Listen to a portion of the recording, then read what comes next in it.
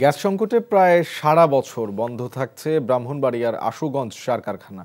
এতে প্রায় ১৩৫ কোটি টাকার উৎপাদন ব্যাহত হচ্ছে, নষ্ট হচ্ছে মূল্যবান যন্ত্রপাতি। এই অবস্থায় অতিরিক্ত ব্যয়ে বিদেশ থেকে সার আমদানি করা হলেও ইউরিয়া সার উৎপাদন বন্ধ থাকায় কৃষিতে এর বিরূপ প্রভাবের আশঙ্কা করা হচ্ছে। ব্রাহ্মণবাড়িয়া থেকে শিহাবুদ্দিন বিপুল পাঠানো রিপোর্টে বিস্তারিত।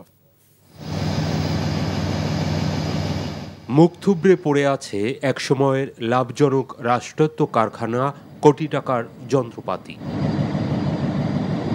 ৫৩৬ একর জমিতে স্থাপিত কারখানায় দৈনিক ১৬০০ মেট্রিক টন সক্ষমতা নিয়ে ৮৩ সালে শুরু হয় বাণিজ্যিক উৎপাদন।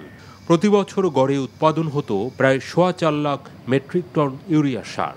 কিন্তু ২০১১ সাল থেকে গ্যাস সংকটের কবলে পড়ে আশুগঞ্জ সার কারখানা।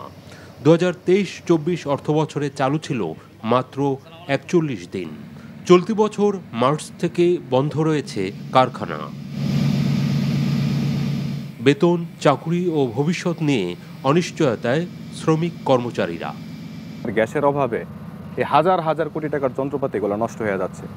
এরকম যদি ভাবে চলতেই থাকে তাহলে তো আমরা ভবিষ্যতে সার উৎপাদন করতে পারবো না। গ্যাস না দেওয়ার কারণে ফ্যাক্টরি টোটালি বন্ধ এবং শ্রমিক কর্মচারীদের একটা হতাশা বিরাজ করতেছে।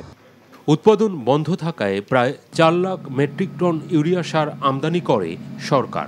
কিন্তু নিরবচ্ছিন্ন গ্যাস সরবরাহ থাকলে সারা বছরই সার উৎপাদন সম্ভব। কারখানা তো অবশ্যই আর্থিক লস হচ্ছে গভর্নমেন্টের। এটিগুলি বিদেশ থেকে আমদানি করা বা কাফকো থেকে ইন্টারন্যাশনাল রেটে কিনে আমাদের কোম্পানি বোর্ড মিটিংয়ে এবং বিসিএস বোর্ড মিটিংয়ে এবং মিনিস্ট্রিতে বলা হয়েছে যে আশুগঞ্জকে চালায় রাখার জন্য ওনার যথেষ্ট চেষ্টা চলতেছে।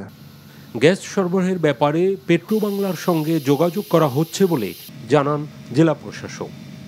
এটার একটা বড় ইম্প্যাক্ট হয়তো আমাদের কৃষি ইয়েতে পড়তে পারে। অলরেডি আমাদের যে কনসার্ন যারা দপ্তর আছে মানে মন্ত্রণালয়, ওখানে আমাদের সাথে কথা হয়েছে, এর আগে যোগাযোগ করেছে, সিদ্ধান্ত নেওয়া হচ্ছে গ্যাস সার। প্রতি বছর ইউরিয়া সারের চাহিদা ২৭ লাখ মেট্রিক টন। দেশেই এর বড় অংশ উৎপাদন সম্ভব বলে মনে করেন কৃষি সংশ্লিষ্টরা।